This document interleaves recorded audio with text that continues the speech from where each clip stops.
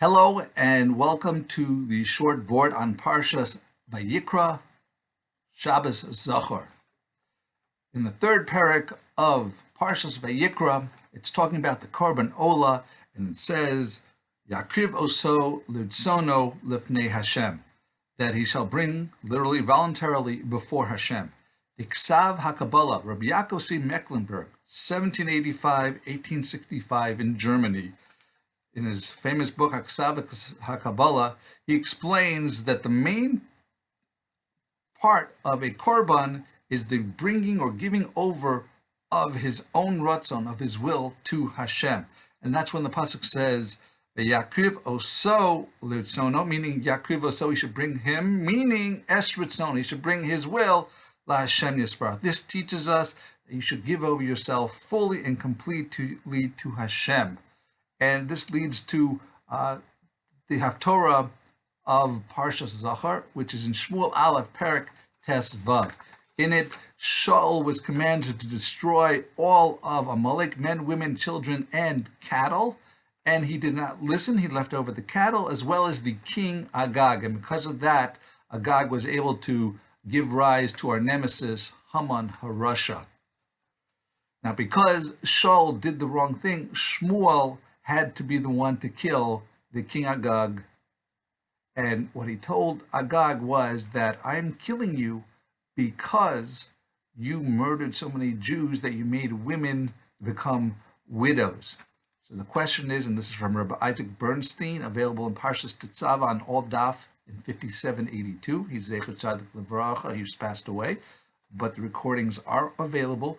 And he says that the question is, the Bnei Noach, you don't need to warn them. You don't need aid them. It's different rulings. He could have just killed him. He didn't need to explain. So why is he telling Agog that I'm killing you because you're a murderer, when he also had the Mitzvah of Mechiyas Amalek, to erase the name of Amalek?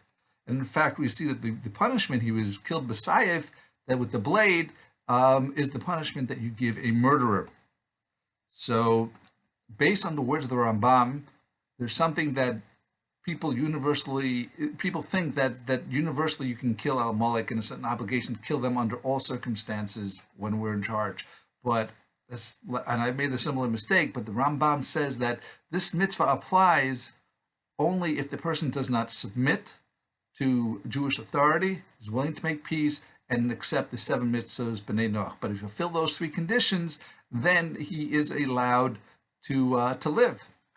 And with that is why Shaul thought these circumstances applied when he captured Agog alive. He thought it was conditional that Agog had agreed that he would live with the Bnei Yisrael, follow the 7 mitzvahs b'nei Noach. And therefore, it's even possible that Shmuel agreed that these circumstances were right, and now there was no more Mitzvah of Mechiyas Amalek. And that's why he told Agog, I'm killing you not because of Mechiyas Amalek, I'm killing you because you're a murderer.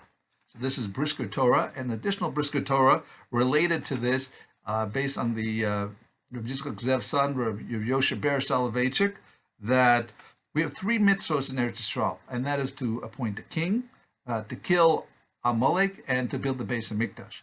Based on the Sefer Yereim, it's not just the order of those 3 mitzvahs, but it's actually telling you that these 2 mitzvahs, the last 2 mitzvahs, are for the king to do. The king is the one who's supposed to kill Amalek. It's the king's mitzvah to build the Beis HaMikdash. It's not an individual person's mitzvah.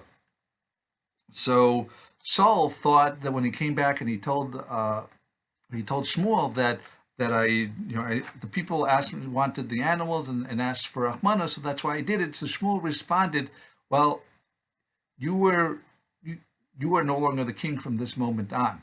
I'm taking away the melucha, and since there is no more melucha, then the mitzvah Mechiyas Amalek is gone. And once again, the reason for killing Agog was not because Agog was Amalek, but because he was a murderer. So wishing you a happy and thankful and blessed Purim and Shabbos. Thank you for listening. Like, share, and subscribe.